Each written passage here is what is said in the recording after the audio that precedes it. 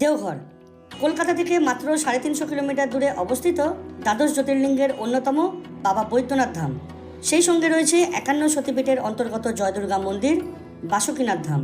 মনের ভক্তি, বাবার মাথায় জল ঢালার শান্তি, কিংবা সপ্তাহান্তে দুদিনের ছুটিতে একটা ছোট হাওয়া। দেওঘর কিভাবে যাবেন, কোথায় থাকবেন, কি খাবেন, কি দেখবেন, কোন সময় যাবেন, সঙ্গে কেনাকাটা ও সম্ভাব্য খরচসহ একটা ট্যুর প্ল্যান। এই ভিডিওতে যেহেতু সমস্ত টপিক নিয়ে বিস্তারিতভাবে আলোচনা করব, তাই দেওঘর ট্যুর গাইড ভিডিওটা একটু বড় হতে পারে। আপনারা মন দিয়ে পুরো ভিডিওটা দেখলে আশা করি সব প্রশ্নের উত্তর পেয়ে যাবেন।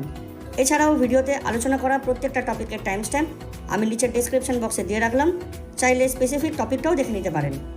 আর হ্যাঁ, আপনারা যদি চ্যানেলটাকে সাবস্ক্রাইব না করে থাকেন তাহলে সাবস্ক্রাইব করে বেল নোটিফিকেশানটা অন করে দিতে পারেন। সেক্ষেত্রে নতুন কোনো ভিডিও এলেই আপনারা আপনাদের মোবাইলে নোটিফিকেশান পেয়ে যাবেন। চলুন তাহলে দেরি না করে আজকের দেওঘর ট্যুর গাইড ভিডিওটা শুরু করা যাক। প্রথমেই বলি দেওঘর কিভাবে যাবেন। কলকাতা সহ দেশের বিভিন্ন প্রান্তের সাথে দেওঘরের যোগাযোগ ব্যবস্থা খুবই ভালো। কলকাতা থেকে দেওঘর যাওয়ার সবথেকে ভালো উপায় হলো ট্রেন। বাবাধামের 3 কিলোমিটার দূরে অবস্থিত দেওঘর স্টেশন। কলকাতা থেকে সরাসরি দেওঘর স্টেশন যাওয়ার একটাই মাত্র ট্রেন আছে, ময়ূরাক্ষী এক্সপ্রেস, যা প্রতিদিন বিকেল 4:25 ছেড়ে রাত 12:35 দেওঘর পৌঁছয়। এছাড়াও ধানবাদ, রাঁচি, দুমকা, বেনারস ইত্যাদি জায়গা থেকেও দেওঘর স্টেশনে ট্রেন পাওয়া যায়। তবে দেওঘরের প্রধান স্টেশন হলো প্রায় 7 কিলোমিটার দূরে অবস্থিত যশোরী জাংশন, যেখানে প্রায় সব ট্রেনই দাঁড়ায়। কলকাতা থেকে যশোরী জাংশন যাওয়া ও আসার ট্রেনের লিস্ট স্ক্রিনে দিয়ে রাখলাম, চাইলে পজ করে দেখে নিতে পারেন। ট্রেন বিশেষে সময় লাগবে কম বেশি 4 থেকে 6 ঘন্টা মতো। যশোরী স্টেশন থেকে বাবাধামের 600 মিটার আগে পপুলার টাওয়ার চক বা ঘণ্টাঘর যাওয়ার অটো পাওয়া যায়। শেয়ারে ভাড়া জনপ্রতি 30 টাকা, আর রিজার্ভ করলে 120 থেকে 150 টাকা মতো নেয়। এছাড়াও কলকাতা থেকে বাসে দেওঘর যাওয়া যায়, সময় লাগে 9 থেকে 11 ঘন্টা মতো। কৃষ্ণা রাজাত নামে একটা বাস অপারেটর রোজ 2টো করে সিটার কাম স্লিপার বাস চালায়। চাহিদা ও সিটের টাইপের ওপর নির্ভর করে ভাড়া 700 টাকা থেকে শুরু হয়। রেড বাস, অভিবাস ইত্যাদি অনলাইন ওয়েবসাইট বা বাবুঘাটের অফলাইন কাউন্টার থেকে টিকিট কাটতে পারেন। আর হাতে সময় কম থাকলে প্লেনে করেও দেওঘরের বাবা বৈদ্যনাথ এয়ারপোর্টে পৌঁছতে পারেন। বাবাধাম থেকে দূরত্ব মাত্র 9 কিলোমিটার। কলকাতা থেকে ভাড়া কম বেশি 2500 টাকার মতো, আর সময় লাগে প্রায় 1 ঘন্টা। দেওঘরে কোথায় থাকবেন? দেওঘরে ঘণ্টাঘর ও বাবা বৈদ্যনাথ ধাম মন্দিরের আশেপাশে প্রচুর হোটেল, গেস্ট হাউস আর আশ্রম আছে। হোটেল ও ঘরের সুবিধা যেমন অ্যাটাচ টয়লেট, ওয়াইফাই, গিজার, পরিচ্ছন্নতা, লোকেশন ইত্যাদির ওপর নির্ভর করে ভাড়া 400 টাকা থেকে 2-3 হাজার অবধি যেতে পারে। যেহেতু টাওয়ার চক বা ঘণ্টাঘর থেকে বাবা বৈদ্যনাথ মন্দির ও শিবগঙ্গা হেঁটে যাতায়াত করা যায়, তাই বেশিরভাগ ট্যুরিস্ট বা তীর্থযাত্রী এখানেই থাকতে পছন্দ করেন। কম থেকে বেশি সব রকমের বাজেটের অ্যাকোমোডেশন এখানে রয়েছে। বেসিক ফেসিলিটি সহ স্ট্যান্ডার্ড হোটেলের ডাবল বেডরুম মোটামুটি 800 টাকা থেকে 1500 টাকার মতো পড়বে। আমি বেশ কয়েকটা হোটেল ও আশ্রমের ফোন নাম্বার স্ক্রিনে ও ডেসক্রিপশন বক্সে দিয়ে রাখলাম, চাইলে দেখতে পারেন।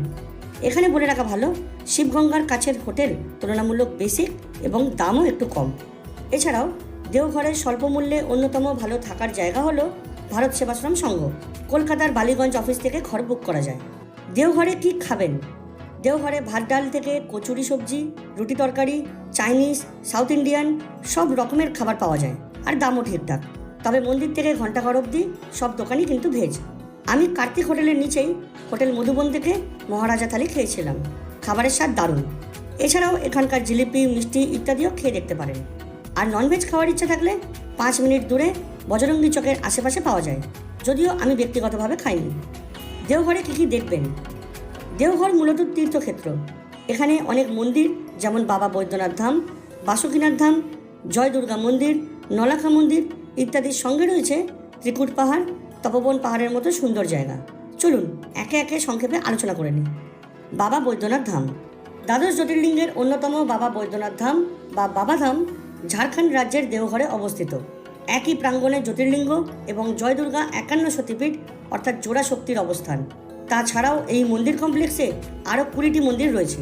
কথিত আছে রাক্ষস রাজা রাবণ বর পাওয়ার জন্য এই স্থানে শিবের উপাসনা করেছিলেন। মহাদেবকে খুশি করার জন্য দশানন রাবণ এক এক করে নিজের 9টি মাথা ভগবান শিবকে উৎসর্গ করে যখন শেষ মাথাটিও কাটতে যান, তখন খুশি হয়ে আহত রাবণকে সুস্থ করতে শিব অবতীর্ণ হন। যেহেতু তিনি একজন বৈদ্য অর্থাৎ ডাক্তার হিসাবে দর্শন দিয়েছিলেন, তাই সেখান থেকেই মন্দিরের নাম হয় বৈদ্যনাথ ধাম। প্রতি বছর শ্রাবণ মাসে কানওয়ার যাত্রার সময় লক্ষ লক্ষ মানুষ বিহারের সুলতানগঞ্জের গঙ্গার পবিত্র জল নিয়ে ঝাড়খণ্ডের বৈদ্যনাথ মন্দিরে বাবার মাথায় ঢালতে যান। মনে করা হয় বাবাধামে পুজো দিলে যে কোনো দুরারোগ্য ব্যাধিও ঠিক হয়ে যাবে। যেহেতু খুব ভিড় হয়, তাই বাবার মন্দিরে প্রবেশের জন্য 250 টাকার ভিআইপি লাইনের ব্যবস্থাও রয়েছে, যা শ্রাবণী মেলার সময় বন্ধ থাকে। প্রতিদিন সন্ধেবেলায় 7:30 নাগাদ মন্দিরে আরতি হয়, আর সেই সময় বাবাকে সাজানো হয়, যা বড় স্ক্রিনে দেখতে খুবই ভালো লাগে। বৈদ্যনাথ মন্দিরের সামনেই রয়েছে 51 সতীপীঠের জয় দুর্গা মন্দির। বলা হয় এখানে সতীর হৃদয় পড়েছিল, তাই এটি হৃদয়পীঠ নামেও পরিচিত। প্রলয়ের পর ভগবান শিব এখানেই সতীর দাহকার্য সম্পাদন করেন, তাই এই জায়গাকে চিতাভূমিও বলা হয়। জয় দুর্গা মন্দির আর বাবার মন্দিরের চূড়া লাল পবিত্র সুতো দিয়ে বাঁধা, যা সম্পর্কের ঐক্যতা প্রদর্শন করে। বাবার মন্দির থেকে প্রায় 250 মিটার দূরে রয়েছে শিবগঙ্গা। মনে হয় এখানে স্নান করে বাবার মাথায় জল ঢাললে তবেই সেই জলাভিষেক সম্পন্ন হয়। চাইলে টাওয়ার চক থেকে টোটোতে 20 টাকা দিয়ে এই শিবগঙ্গায় আসা যায়। বাসুকীনাথ ধাম দেওঘর থেকে প্রায় 46 কিলোমিটার দূরে অবস্থিত বাসুকীনাথ ধাম। স্থানীয় বিশ্বাস মহাদেব ও বাসুকীনাথ যমজ ভাই, তাই বৈদ্যনাথ ধাম ও বাসুকীনাথ ধাম একই আদলে তৈরি। আবার অনেকে বিশ্বাস করেন মহাদেবেরই অন্য রূপ বাসুকীনাথ। বৈদ্যনাথ ধামের মতো এখানেও শিবগঙ্গায় স্নান ও পরিক্রমা করে বাবার মাথায় জল ঢালা হয়। শ্রাবণী মেলা বা কানওয়ার যাত্রার সময় প্রত্যেক পুণ্যার্থী বৈদ্যনাথ ধামে জল ঢেলে তারপর এখানে এসে বাসুকীনাথের মাথায় জল ঢালেন। চাইলে দেওঘর থেকে ট্রেন ও বাসেও বাসুকীনাথ ধাম যাওয়া যায়। তবে ফেরার পথে দেওঘরের সব সাইট সিন পয়েন্ট দেখার ইচ্ছে থাকলে অটো বা গাড়ি ভাড়া করে আসাই ভালো। ত্রিকুট পর্বত দেওঘর থেকে প্রায় 15 কিলোমিটার দূরে অবস্থিত ত্রিকুট পর্বত, যার 3টি চূড়া ব্রহ্মা, বিষ্ণু ও মহেশ্বর নামে পরিচিত। এখানে একটি প্রাচীন শিব মন্দির সহ বাসন্তী দুর্গা মন্দির, গণেশ মন্দির, নবগ্রহ মন্দির, বৈষ্ণু কালী মন্দির, হনুমান মন্দির ও ত্রিকুটাঞ্চল আশ্রম রয়েছে। শ্রাবণ মাসে প্রথমে বৈদ্যনাথ ও বাসুকীনাথ ধামে জল ঢেলে তারপর ভক্তরা 330টি সিঁড়ি ভেঙে এই প্রাচীন শিব মন্দির দর্শন করতে আসেন। গাইড দাদা বললেন এই পাহাড় থেকেই বেলপাতা নিয়ে প্রতি শনিবার ও সোমবার করে বৈদ্যনাথ ধামে বাবার মাথায় দেওয়া হয়। এখানে রোপওয়ে রয়েছে। আগে জনপ্রতি 130 টাকা দিয়ে আসা যাওয়া করা যেত, কিন্তু 2022 সালে অ্যাক্সিডেন্ট হওয়ার পর এই রোপওয়ে এখনও বন্ধই রয়েছে। ওপরের রোপওয়ে স্টেশনের কাছেই একটা সমতল জায়গা আছে। মনে হয় ওখানে লঙ্কারাজ রাবণ পুষ্পক বিমান নামিয়েছিলেন। চাইলে 4-5 ঘন্টায় পুরো পাহাড়ও চড়তে পারেন। তবে সাধারণ পর্যটকরা প্রায় 500 ফুট অব্দি চড়াই করে ওপরের প্রাকৃতিক সৌন্দর্য দেখে নিচে নেমে আসেন। ত্রিকুট পাহাড় ভালো করে ঘুরে দেখার জন্য একটা গাইড নিতে হয়। খরচ একজন থাকলে 160 টাকা, 2 থেকে 4 জন থাকলে 260 টাকা, আর পুরো পাহাড় চড়তে চাইলে 1260 টাকা মতো লাগবে। আমার সাথে যে গাইড দাদাকে দেখলেন, ওনার নাম্বার স্ক্রিনে দিয়ে রাখলাম, চাইলে যোগাযোগ করতে পারেন। উনি খুবই ভালো মানুষ। তপবন পাহাড় ত্রিকুট পর্বত থেকে প্রায় 13 কিলোমিটার দূরে অবস্থিত তপবন পাহাড়। সিঁড়ি দিয়ে ওঠার সময় একে একে দেখতে পাবেন বালানন্দ ব্রহ্মচারী মহারাজের মায়ের সমাধি মন্দির, সীতা মায়ের গুহা, তপবন আশ্রম মন্দির, শবরীমাতা গুহা, সীতাকুণ্ড, বালানন্দ ব্রহ্মচারী মহারাজের গুহা এবং পাহাড়ের ঢাল বরাবর নামার সময় পাবেন হনুমান মন্দির এবং রাবণের গুহা। মনে হয় হনুমানজি কোড়ে আঙুল দিয়ে 11 বার মেরে পাহাড় ফাটিয়ে দিয়েছিলেন, আর সেই ফাটলের মধ্যেই হনুমানজির আকৃতি স্পষ্ট বোঝা যায়। কারুর সন্তান না হলে বা মনের বাসনা পূরণের উদ্দেশ্যে প্রচুর মানুষ এখানে আসেন। ওপর থেকে দূরের ত্রিকুট পর্বত সহ চারপাশের দারুণ সুন্দর ভিউ দেখতে পাওয়া যায়। চাইলে এখানে কিছুক্ষণ বসে সময়ও কাটাতে পারেন। এখানে একটা কথা বলে রাখি, গাইড দাদারা যে পাহাড়ের ঢাল দিয়ে নামায় সেখানে পা স্লিপ হওয়ার চান্স কিন্তু খুব বেশি, এবং জায়গায় জায়গায় সরু ও অনেক উঁচু নিচু পাথরের মধ্যে দিয়ে আসতে হয়। তাই খুব বেশি বয়স্ক মানুষ থাকলে এই রাস্তা না নেওয়াই ভালো। গাইডের চার্জ জনপ্রতি কম বেশি হয়। আমি একা ছিলাম, তাই 100 টাকা নিয়েছিল। নলাখা মন্দির ঘণ্টাঘর থেকে প্রায় 2.5 কিলোমিটার দূরে অবস্থিত 146 ফুট উঁচু এই রাধাকৃষ্ণ মন্দির বালানন্দ ব্রহ্মচারী মহারাজের আদেশে কলকাতার পাথুরিয়াঘাটার রানী চারুশীলা তৈরি করেছিলেন। সেই সময় এই মন্দির তৈরিতে 9 লক্ষ টাকা খরচ হয়েছিল, তাই এই মন্দির নলাখা মন্দির নামে পরিচিত। মন্দির সকাল 7টা থেকে দুপুর 12টা এবং দুপুর 2টো থেকে 7:30 অবধি খোলা থাকে, আর আরতি হয় সন্ধ্যে 7টার সময়। শ্রী অনুকূল ঠাকুরের সৎসঙ্গ আশ্রম নলাখা মন্দির থেকে প্রায় 4.5 কিলোমিটার দূরে অবস্থিত শ্রী অনুকূল ঠাকুরের সৎসঙ্গ আশ্রম, এটিই প্রধান শাখা। এখানকার আনন্দবাজার বিল্ডিংয়ে দিনে 3 বার অন্নভোগ খাওয়ানো হয়। চাইলে কুপন কেটে ভোগ খেতে পারেন। এছাড়াও সকালে এবং সন্ধ্যেবেলায় প্রার্থনা হয়, চাইলে আপনারা ওখানে বসে শুনতেও পারেন।